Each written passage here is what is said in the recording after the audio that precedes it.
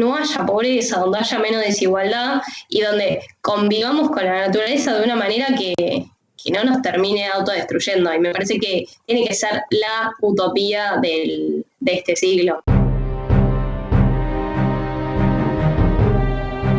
Hola, ¿qué tal? ¿Cómo estás? Bienvenido. Esto es HDP, Hablemos de Política, el podcast donde semanalmente hablamos de temas relacionados con la política en los Estados Unidos. Mi nombre es Ariel Zimmerman, soy el conductor de este programa y vamos a hablar de un tema que tengo ganas de tocar hace realmente mucho tiempo. Vamos a hablar de ambientalismo. Para eso tenemos el lujo de invitarla a Elizabeth Mole. Elizabeth, bienvenida al podcast. Hola, muchas gracias. Contanos un poco quién sos y a qué te dedicas. Bueno, yo tengo un largo recorrido por diferentes aspectos del ambientalismo. Empecé estudiando ciencias ambientales, después de ahí pasé a la función pública en un municipio. Ahí me di cuenta que faltaban políticas ambientales fuertes. Después trabajé en una empresa también, viendo que las empresas necesitaban de un Estado que les exija. Entonces me puse a hacer la maestría en políticas públicas y volví a trabajar en el Estado, encontrándome de vuelta con muchas limitaciones, aún donde había buena voluntad, había como mucha limitación estructural y para llevar adelante políticas públicas ambientales efectivas. Y entonces ahora estoy haciendo un doctorado en ciencia política para ver si puedo encontrar alguna respuesta ahí en lo más macro que tenga que ver con los problemas del ambiente y el desarrollo.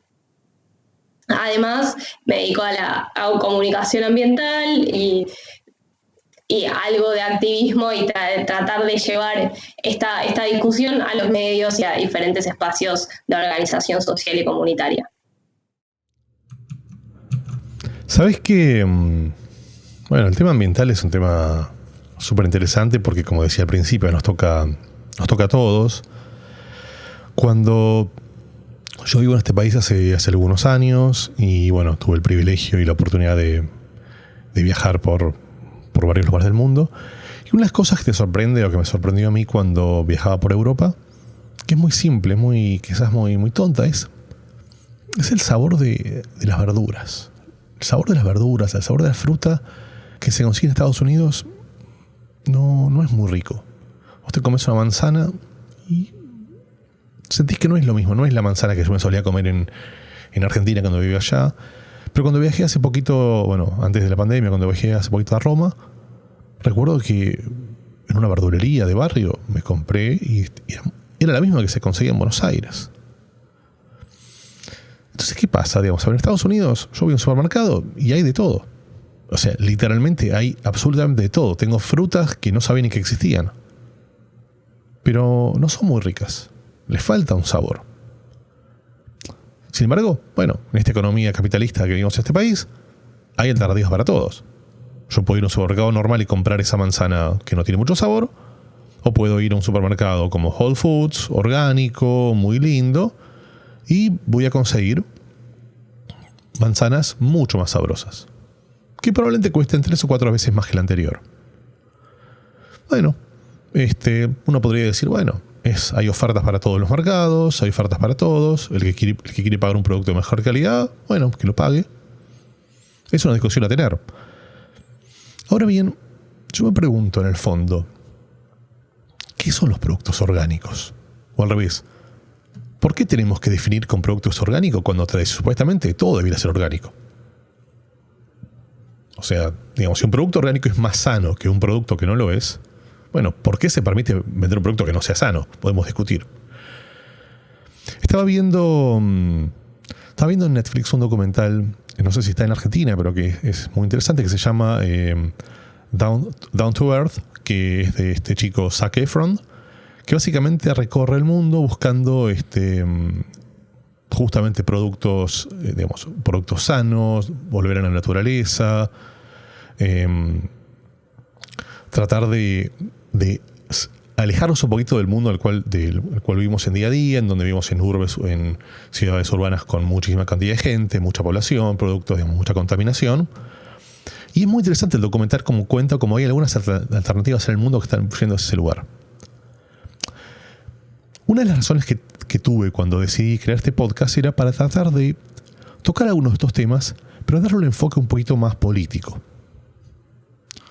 O sea, es cierto que existen productos orgánicos y productos no orgánicos. Es cierto que hay productos de mejor calidad, de peor calidad. Pero yo tengo que pensar que debe haber alguna razón por cual exista esto.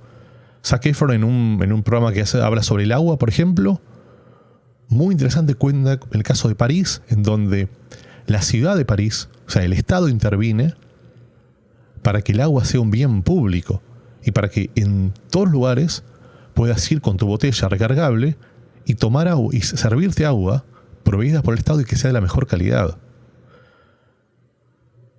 Por otro lado, en Estados Unidos tengo muchísimas ofertas de agua envasadas en botellitas de medio litro de plástico que contaminan seguramente mucho, vos me dirás, y que no sé realmente cuál de todas esas es sana o no sana. Es como muy raro. Y yo creo que el punto acá es que, evidentemente, estos temas te están tocando intereses políticos. Intereses muy fuertes. Estuve leyendo algunas cosas, si vos me vas a contar ahora, que tienen que ver con puntualmente el tema de los incendios. Está pasando en algunos lugares de Sudamérica y en Estados Unidos pasó hace muy poquito en California. Estaba leyendo un dato que vos me vas a contar ahora, pero dice que el 95% de los incendios son provocados por el hombre. Bueno, por el hombre, la persona. Y tiene algún objetivo, tiene algún interés. Entonces yo digo, ¿cuál es el límite? ¿Está establecido el límite? ¿Son los gobiernos los que tienen que entrar a regular esto? ¿Cómo podemos hacer al final, para salvar a la especie? Porque, digamos, si destruimos el planeta, ¿qué va a pasar con nosotros, no? Bueno, la idea es que podemos tratar de conversar algunas de estas cositas ahora. Y para eso, si querés, empezamos precisamente con el tema de los incendios. ¿Es cierto que esta cantidad de incendios son provocados por el hombre? Bueno, cantidad de temas que tocaste, ¿no? Si empecemos por los incendios, el dato es de Argentina, específicamente ahí del reporte del Servicio de Manejo del Fuego, y lo que dice es 96% son por intervención humana. Esto es que no es producto de la naturaleza pura. Por ejemplo, eso sería si es un rayo en el medio de una tormenta que prende fuego un árbol y a partir de ahí se genera un incendio. Eso es ese 5% restante. Ahora, el otro 95% que tiene intervención humana tiene un par de dimensiones. No son todos integrales, sino que es desde alguien que dejó una colilla tirada, que fue a hacer un picnic y dejó una fogata mal apagada. Hay incendios en el marco de procesos productivos para renovar pasturas y hay incendios que efectivamente son intencionales para liberar terrenos y poder llevar adelante actividades productivas. No está tan claro, porque también es difícil determinar quién y cómo prendió un fuego, entonces no está tan claro qué porcentaje de ese 95% por negligencia en el marco de actividades productivas o intencionales. Eso es un proceso de investigación que es difícil y donde también se tienen que abrir causas judiciales, etcétera. Pero sí sabemos que el 95% tiene que ver con intervención humana y donde ahí podés aplicar diferentes políticas públicas, o sea, depende de cuál sea la causa, e irán todas las políticas públicas en conjunto para tratar de abordar este problema. A mí lo que me parece como fundamental es que así como vos, haces un fuego para una que sea, pones un tronco húmedo y no va a prender, pones uno seco y prende al toque. De la misma forma, vos dejás una colilla de cigarrillos prendida en el medio de un bosque que no está atravesando una situación de sequía y eso no va a prender. En cambio, eso lo haces en un lugar que está pasando por condiciones de sequía y eso es un riesgo mucho mayor.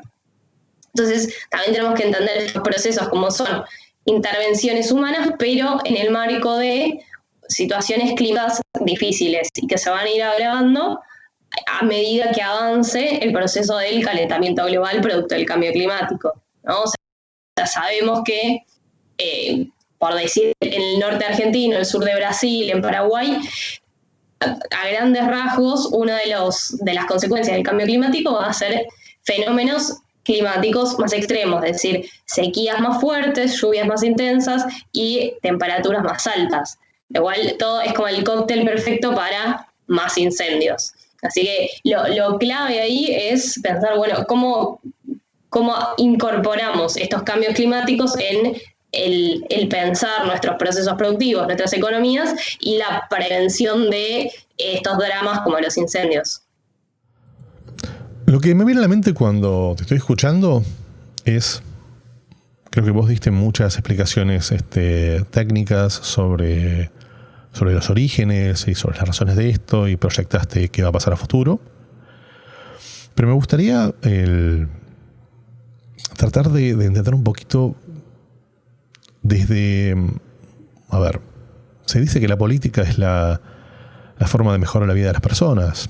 Quizás es una teoría, no lo sé. Pero jugando con esa idea, ¿cómo crees que la política pública puede ayudar a, no sé si a resolver, pero por lo menos a evitar estos problemas climáticos? Voy a tomar problemas ambientales de manera más amplia para pensar un poco la tensión ambiente-desarrollo, que me parece que es un poco la que está de fondo. Después puede entrar algo más que tiene que ver como con vínculos con la naturaleza, que tal vez podemos hablar un poco más adelante, pero me parece que es como el gran desafío de nuestro tiempo y sobre todo de los países que aún están desarrollándose, encontrar la manera de generar empleo, sacar a la gente de la pobreza, reducir la desigualdad, a la vez que buscamos formas de llevar adelante la economía sin tanto impacto ambiental. Todos los países desarrollados lo hicieron con un gran impacto ambiental y basados en el poder que les daba una energía barata y relativamente accesible como los combustibles fósiles.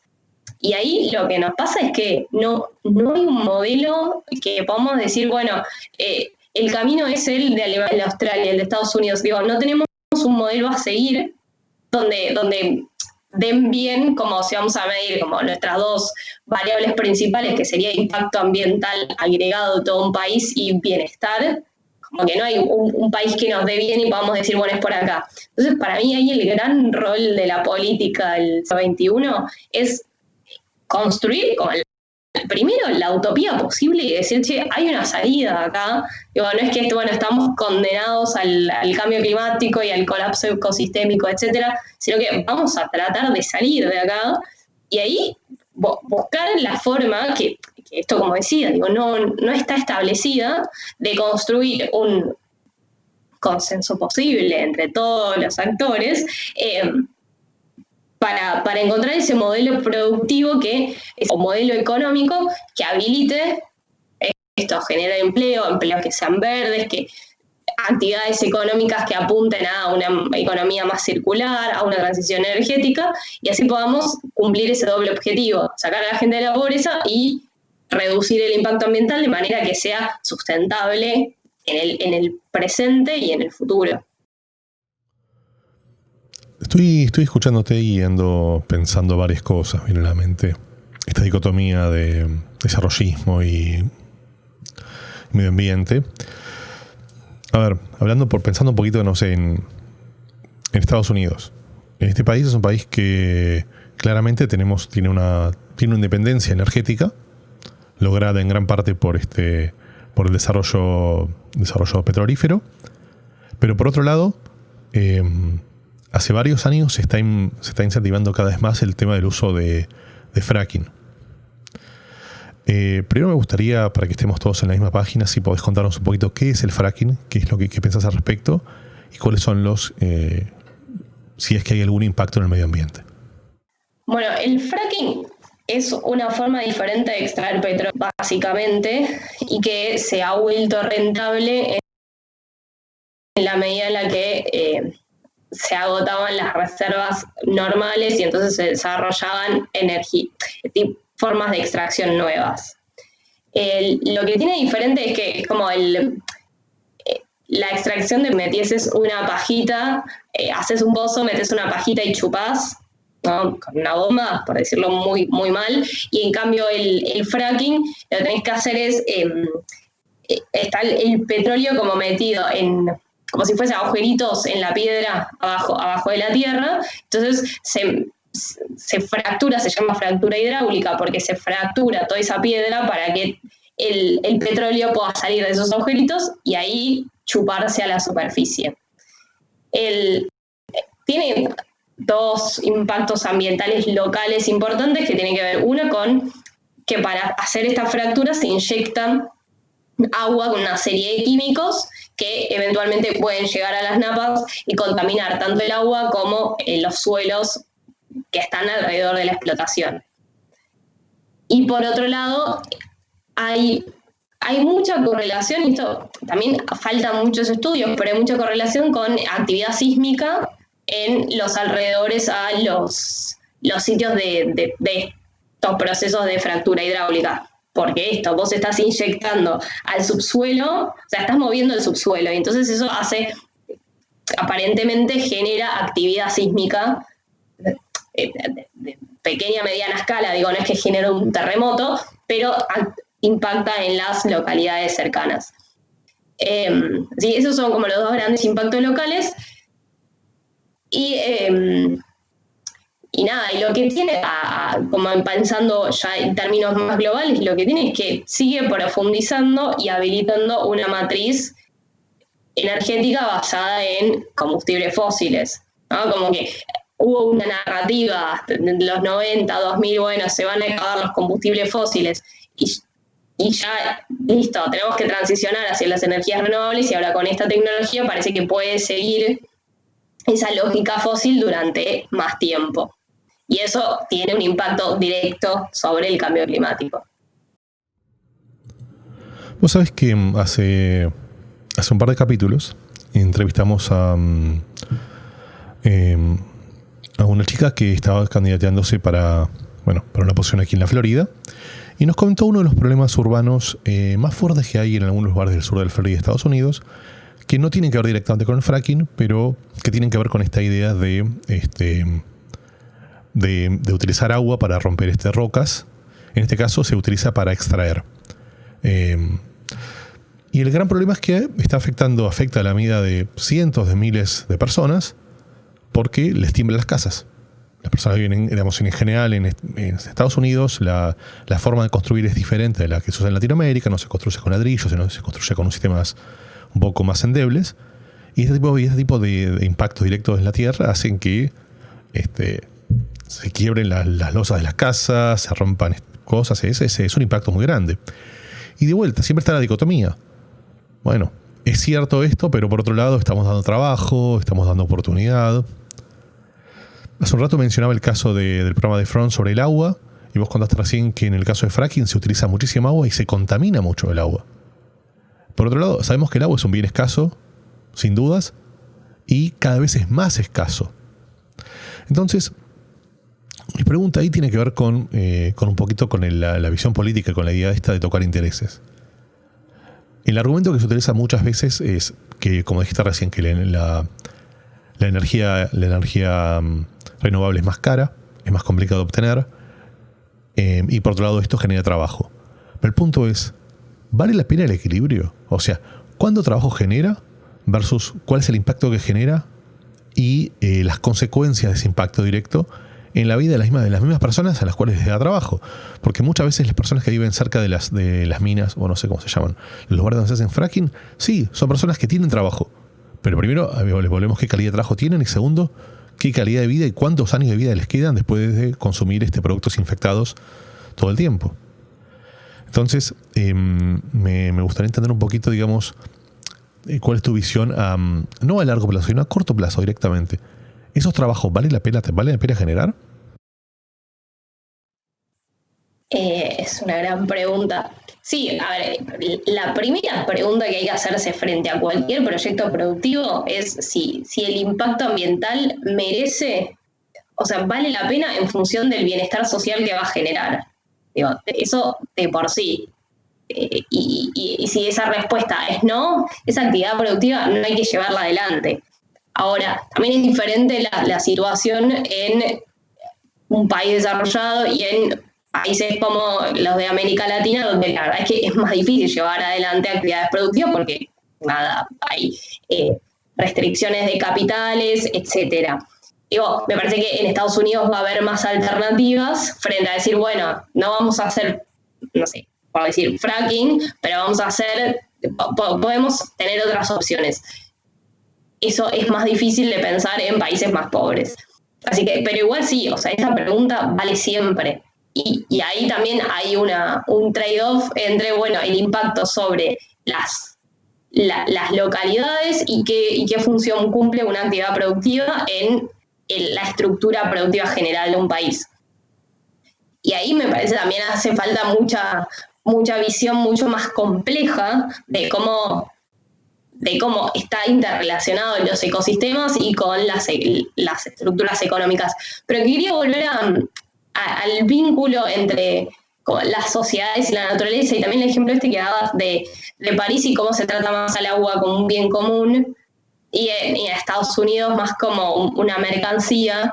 Y también creo que es como un pacto social de cada sociedad, de qué manera eligen vincularse con los otros, qué modelo porque hasta lo puedes relacionar con el tipo de estado de bienestar que hay, ¿no? De qué manera elegimos relacionarnos entre nosotros y con el medio que nos circunda. Si vamos a pensar el agua, el aire, el suelo como un bien que del cual vivimos todos, o nada, es algo a mercantilizar y bueno, el que llegó primero lo embotella el agua y la vende, o vamos a buscar la forma de que sea accesible para todos. Y ahí es otro gran rol de la política. Digo, yo creo que claramente el agua tiene que ser pública, libre para todos. Yo soy de Argentina, digo, para mí es obvio que no va a ser el agua de la canilla, o sea, no existe porque siempre es hiperpotable. Pero bueno, para mí ahí también son pactos sociales y son búsquedas de las ciudadanías de qué manera quieren llevar adelante su sociedad. Sí, bueno, creo que es interesante lo que estás diciendo, precisamente pensando en un año electoral y pensando en una administración como la que tenemos actualmente republicana, que parte de su campaña fue precisamente desmitificar estos temas ambientales. El presidente, digamos, constantemente machacó y no solo machacó, sino que tuvo acciones muy puntuales para ir en contra de la política tradicional de Estados Unidos al respecto. Se viene a la mente el tema de la salida del Pacto de París. En general, digamos, hablando un poquito de esto, ¿cuál crees que es el impacto que genera, digamos, a nivel mundial que una potencia como Estados Unidos tome una decisión tan agresiva como salirse de estos pactos ambientales que se supone que estaban establecidos y que se entendían que, si querés, las dos potencias mundiales más grandes como Estados Unidos y China habían llegado a un acuerdo, y ahora ese acuerdo, digamos, se rompió? Para mí es brutal, por esto también que te decía antes, creo que lo mencionaba más a nivel nacional, pero la misma búsqueda de una forma de desarrollo y de llevar adelante las sociedades de nuestro planeta, que hoy está como todo nuestro destino globalizado y encadenado, tiene que ser una dirección que esté clara y que haya un cierto consenso hacia la dirección de una economía más verde. Es súper capitalista lo que estoy diciendo, ¿no? Pero de mínima, una dirección de una economía verde basada en energías renovables, pensando en la economía circular, etcétera. Digo, si no está ni siquiera eso de base, y los Estados Unidos y China guiándolo como las grandes potencias que además son determinantes, o sea, cualquier cosa que haga otro país en términos de, aun si reduce drásticamente sus emisiones y cumple ahí como las metas que establece el Acuerdo de París, si Estados Unidos y China no hacen su parte, la verdad es que todo el esfuerzo del resto de los países medio que va al tacho, y los países eso también lo tienen muy claro. Entonces, y particularmente, dos cosas a mí me interesa decir. Por un lado, hace parecer, porque China ahora anunció que intentan ser carbono neutrales para 2060. Y la verdad es que, hace parecer a China un gobierno mucho más serio y mucho más comprometido con el destino del planeta que a Estados Unidos, que tenía ahí como su bandera plantada con Obama y que es el otro lado. Es muy chocante como particularmente en Estados Unidos está tan partidizado lo ambiental. Es como en los otros países, por suerte, todavía no es tan grave, porque la verdad es que es un desafío tan grande que si encima de eso se partidiza y entonces van cambiando tanto las políticas cuando cambia una administración, como pasó cuando asumió Trump, que empezó a como desregular todas las políticas ambientales que había puesto Obama, que tampoco es que eran 1 millón, pero iban en la dirección correcta, y es como muy difícil, tanto para las sociedades, para reacomodarse, como para las empresas. Para una empresa tampoco es tan sencillo reconvertirse de un día para el otro. Entonces, si vos no le das una dirección clara desde el Estado, que es por acá, sea cual sea el color político del partido que gobierna, y van a tardar más en hacer ese cambio de rumbo. Así que, nada, todo lo que es Trump y la cuestión ambiental a mí me parece súper preocupante, y en ese sentido, todo el arco ambientalista que vi, incluso los más críticos de los demócratas, todos están apostando a que gane Biden porque entienden que tiene una política climática y ambiental por lo menos razonable. Sí, sin lugar a dudas. Vos sabés que no sé cuándo estarán escuchando este podcast, pero en este momento estamos en pandemia, y una de las cuestiones que sucedieron en los primeros meses de la pandemia, lamentablemente no pasa más, era si vos mirabas el Google Earth o mapa, digamos, satelital, de estos mapas donde se pueden ver la contaminación que hay en el ambiente. Si vos veías en mapa de China, en fin de marzo, abril, creo que hasta mayo, era increíble cómo se veía todo azul, como la contaminación no estaba más. Específicamente porque las fábricas habían dejado de producir durante 2 meses. Hace muchos años, en 2010, tuve la oportunidad de viajar a Beijing. Beijing era una ciudad. Yo viajé en 2008, porque en 2010 eran los Juegos Olímpicos. Y recuerdo que Beijing era una ciudad literalmente gris. Yo tenía un amigo viviendo allá que me contaba que no sabía el cielo. O sea, la ciudad era gris, y era gris simplemente por la contaminación que había, la cantidad de compañías y fábricas funcionando. En China habían puesto un límite. Recuerdo un día en donde hasta X cantidad de días se podía construir, se podía fabricar. Toda obra que no hubiera sido terminada para esa fecha, no es que se iba a dejar, sino que se tenía que derrumbar completamente, dejar espacio cero para evitar la contaminación. La realidad es que cuando fueron los Juegos Olímpicos, 2 años después de eso, y hasta el día de hoy, Beijing es una ciudad donde el cielo se puede ver. Es decir, cuando hay una intencionalidad política, se pueden resolver este tipo de temas. Mi pregunta es, ¿crees que esta pandemia que estamos viviendo, que tanto nos está afectando, que nos hace quedar en nuestras casas, que nos hace cambiar nuestras vidas, vos crees que, eventualmente la cura va a llegar y eventualmente vamos a salir de nuestras casas?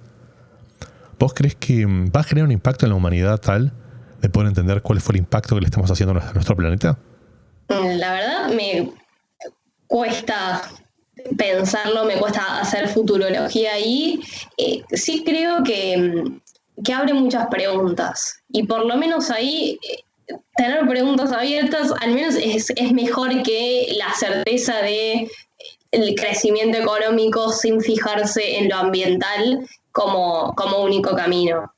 Y ahí sí he escuchado y la experiencia esta, y como estar tanto encerrados y a ver qué es lo que pasó, y y estas noticias que sí tienen corte medio dramático de, bueno, de repente los cielos limpios, no sabemos de dónde vino el virus, como mismo el cambio climático, los incendios que se están dando en muchos lugares del mundo a lo largo del año, sí dan cierta sensación, me parece, de que estamos en problemas en términos ambientales, y entonces sí me arriesgo a pensar a que hay una pregunta abierta. Ahora, la verdad es que también veo con preocupación procesos de mucha efervescencia de la ultraderecha y que tienden a sobresimplificar además los problemas, o sea, muy un Trump, digo, porque así como puede ser que venga Biden y que tenga este discurso más moderado y plantee políticas ambientales, digo, también existe el riesgo de que continúen los Trumps y se vayan multiplicando por el mundo. Y ahí la veo mucho más difícil. Entonces, no sé, sí, podemos salir mejores y podemos... nada, también, digo, en la medida en la que también, porque para mí también por eso es muy importante que todo el arco progresista tome lo ambiental y se esfuerce mucho por construir, como esto que decía, de una utopía posible, de un mundo con menos pobreza, menos desigualdad y menor impacto ambiental, y sea esa como la alternativa a ofrecer frente a los discursos de ultraderecha. Yo, por ahí está depositada mi esperanza. Más no tengo. Bueno, yo creo que no es poco, ¿no? No hay que perder la esperanza. Y quizás contradiciéndonos con justamente con la esperanza, me gustaría que nos cuentes un poquito. Aquí mencionaste al principio de la entrevista una palabra que me gusta mucho, se usa mucho en términos de medio ambiente, que tiene que ver con el extractivismo, la extracción constante de materias primas. ¿Podrías contarnos un poquito qué significa? Sí, a ver, es todo un debate, ¿no? ¿Qué es el extractivismo? Porque, digo, extractivismo, extraer, y en general esto se refiere a recursos naturales, ¿no? Y en primer lugar, como la definición más sencilla, es la que tiene que ver con, que incluso se usa en economía, ¿no? Que tiene que ver con esto, con extraer los recursos naturales, sean minerales, sea petróleo, también se usa en agricultura, ¿no? O sea, extraer los nutrientes del suelo y el agua y exportar la materia prima tipo de valor. Eso es como la definición más de corte económico. Y eso en términos ambientales se entiende poco como la extracción de recursos por sobre la tasa de renovación y la extracción de recursos por sobre la generación de bienestar para las comunidades que se ven afectadas, como lo que hablábamos antes del fracking. Bueno, digo, a las comunidades que están ahí, ¿de qué les sirve ese petróleo que se está extrayendo, ese proceso de fracking, de fractura hidráulica? ¿Qué bienestar les genera? Bueno, viene un poco por ahí la cuestión del extractivismo, ¿no? Extraer los recursos de un territorio para generar eventualmente bienestar en otro. Y eso es una pregunta que vale mucho para hacerse también en relación a lo que me preguntabas antes. Bueno, ¿cuándo vale un impacto ambiental? Bueno, cuando genera bienestar. Y hay un concepto que también me gusta, o no sé si la palabra es gustar, pero que me llama la atención, que tiene que ver con extraccionismo, le llaman extraccionismo urbano. Me viene a la mente, lo podés explicar mejor vos, pero va a ver, aquí por ejemplo en el sur de la Florida, en general en muchos lugares en Estados Unidos, todo lo que conocemos hoy como Miami, era un pantano. Fue un pantano durante muchísimo tiempo. Y bueno, el ser humano, todo lo que tiene que ver con la parte más al oeste del sur de la Florida en general, es pantanal y constantemente se está construyendo, se rellenan terrenos, se construyen. Pero por otro lado, todos los años pasa que hay invasión de mosquitos, que hay invasión de animales. Entonces, a veces siento como que este extraccionismo justamente urbano hay como una dicotomía muy importante. O sea, por un lado, corregime si me equivoco, pero lo que yo entiendo es que lo que sucede es lo siguiente: van unas compañías, compran los terrenos, destruyen el medio ambiente, lo rellenan, construyen casas mayormente de lujo y las marketean, las comercializan como volver a la naturaleza, cuando lo que hicieron precisamente fue destruir la naturaleza. ¿Esto es lo que se llama extraccionismo urbano? Sí. A mí me gusta pensar esto como justamente lo contrario a planificar las ciudades y los territorios en función del bien común, ¿no? O sea, porque uno pensaría, eventualmente, bueno, en tu ejemplo justo no sé, pero eventualmente puedes pensar que hacen falta más viviendas y entonces habría que, sí, ya si tu ciudad es muy densa, bueno, querés ampliar la ciudad, bueno, pensás dónde y de qué manera eso genera mayor bienestar. Ahora, esto de una compañía yendo sobre un terreno X porque le gustó y lo destruye y ahí no hay ninguna evaluación respecto de, bueno, quiénes van a vivir ahí, quiénes se van a beneficiar, cómo se relaciona eso con dónde hay empleo, entonces esas personas pueden ir a trabajar, también reduciendo como el impacto ambiental del transporte. Ahí como se juegan un millón de factores de falta de planificación urbana en este caso, pero territorial en función del bien común, que sí, es una combinación de extractivismo ambiental con urbano. Contanos un poquito cómo te mantienes informada.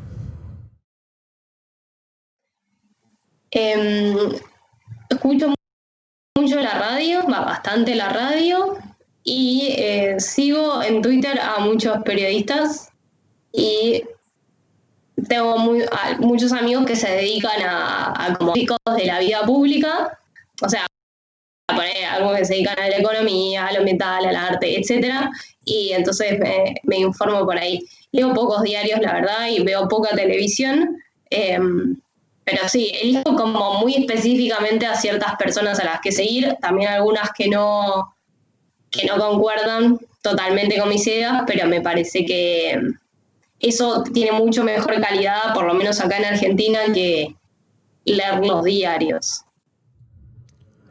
¿Y hay algo que nos quieras contar que no te haya preguntado? Esto me parece como que está bueno resaltar esta idea de que podamos pensar un futuro donde, de lo que yo le digo del desarrollo sustentable, pero le podemos poner el nombre que sea, ¿no? Pero tratar de pensar que realmente existe la posibilidad de buscar cierto consenso entre todos los actores sociales en pos de construir una sociedades también cada una con su particularidad, donde no haya pobreza, donde haya menos desigualdad y donde convivamos con la naturaleza de una manera que no nos termine autodestruyendo. Y me parece que tiene que ser la utopía de este siglo. Bueno, la verdad, Elizabeth, te agradezco mucho por el tiempo, te agradezco mucho por darnos esta oportunidad. Fue un capítulo muy interesante, con algunos temitas técnicos, pero creo que valió muchísimo la pena lo que nos contaste. Así que desde ya te agradezco muchísimo por el tiempo y por darnos esta oportunidad. Gracias a vos. Y bueno, para ti, que has llegado hasta este lugar, evidentemente te está gustando lo que estamos escuchando. Para nosotros es muy importante que nos puedas recomendar con tus amigos y tus amigas, pero sobre todo que lo puedas escuchar todas las semanas y que puedas compartir en los espacios de YouTube, de Spotify o del que quieras tus comentarios. Esa es la forma en la cual vamos a poder seguir haciendo productos de calidad y esa es la forma en la cual vamos a poder seguir haciendo estos podcasts semana a semana. Muchísimas gracias por el tiempo y nos vemos la semana que viene.